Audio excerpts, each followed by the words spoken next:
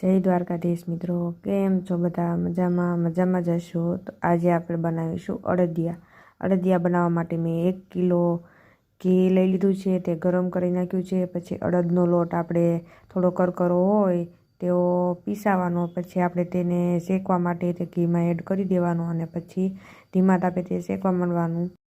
30 થી 40 મિનિટ સુધી આપણે ધીમા તાપે લોટને શેકવાનો છે। પછી તે ધીમે ધીમે આપણે ધીમા જ ગેસ ઉપર લોટ શેકવાનો છે અને હલાવતું રહેવાનું છે જ્યાં સુધી લોટનો કલર ચેન્જ ન થાય ત્યાં સુધી આપણે ધીમા તાપે લોટને શેકવાનો છે। લોટનો કલર ગોલ્ડન બ્રાઉન થાય ત્યાં સુધી શેકવાનો અને પછી તેમાં આપણે અડધી વાટકી જેટલું ગરમ કરેલું દૂધ ધીમે ધીમે એડ કરવાનું। તે એડ થઈ જાય પછી આપણે તેમાં માવો એડ કરવાનો છે।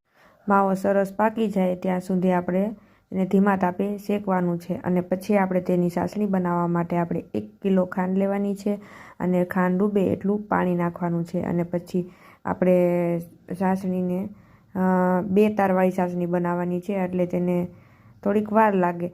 પછી આપણે અડદિયા બનાવવા માટે 1 કિલો ઘી લીધું હતું અને 1 કિલો અડદનો લોટ અને 500 ગ્રામ માવો અને 1 કિલો ખાંડ।